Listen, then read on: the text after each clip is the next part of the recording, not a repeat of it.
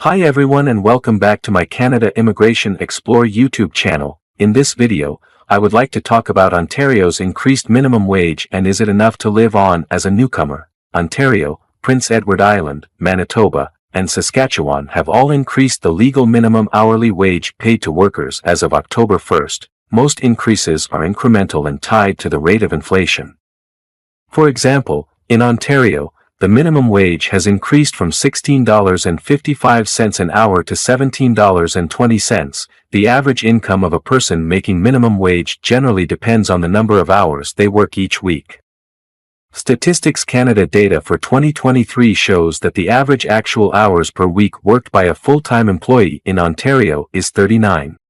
Assuming these are all paid hours, not accounting for unpaid breaks, this means that before tax and other deductions, employees making minimum wage can expect to gross $675.96 each week. Most employers in Ontario pay their employees every 2 weeks, so on average, a full-time wage worker will gross $1,351.92 per paycheck.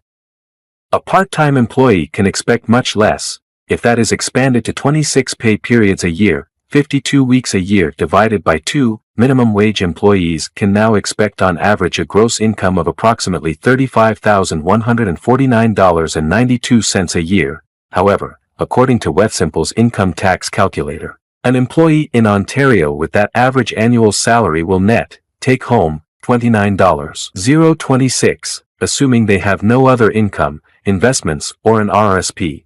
So, can you survive on a full-time minimum wage job in Ontario? This is relevant to many newcomers, especially those who immigrate without a job offer and need to find work quickly to support themselves or, in some instances, require proof of income to help them find accommodation. Cost of living for newcomers in Ontario. Census data from 2021 found that 46.6% of Toronto's population is made of immigrants, making it the city in Canada with the most newcomers. Newcomers are also more likely to rent when they first arrive in Canada while they save to buy a home. Pulling information from a few different sources, here is a picture of the cost of living in Canada's largest city as single person living alone. Other locations in Ontario and Canada may be less expensive. Note, this is an approximation and the cost could vary. Average rent for a one-bedroom apartment, $2,452 as of September 2024, TRIB. Monthly cost of groceries for one person, $526.50. Utilities, electricity, heating, cooling, water $160.44. Phone plan, $56.20. Internet, $69.70. Public transport, $3.30 per trip or $143 for a monthly adult TTC pass. This means the average cost of essentials comes in around $3,407.84 each month for a single person living alone in Toronto, or $40,894.08 per year. This is more than $5,000 more than the gross average annual income of a person making minimum wage, or over $11,000 more than their net average annual pay.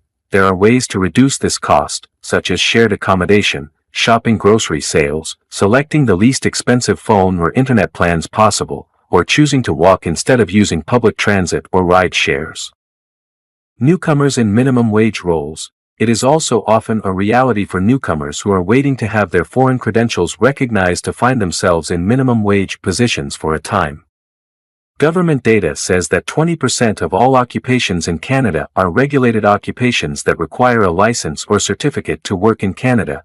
Each province has their own licensing authorities for these professions, which means there is no national data for how long it will take newcomers to have their credentials recognized when they arrive in Canada. In the meantime, these newcomers will often need to work in jobs that fall outside the scope of their trained professions, many of which are paid minimum wage or just slightly above. In fact, another Statistics Canada report earlier this year found that between 2001 and 2021, the role of immigrant workers in low-skilled occupations has increased. Together with TFWs, they filled some of the low-skilled jobs that previously would have been occupied by Canadian-born workers. In the end, I would like to request you please like the video and subscribe Canada Immigration Explore YouTube channel and also share this video to your friends and family members for Canada immigration updates. Thank you, see you in the next video, take care.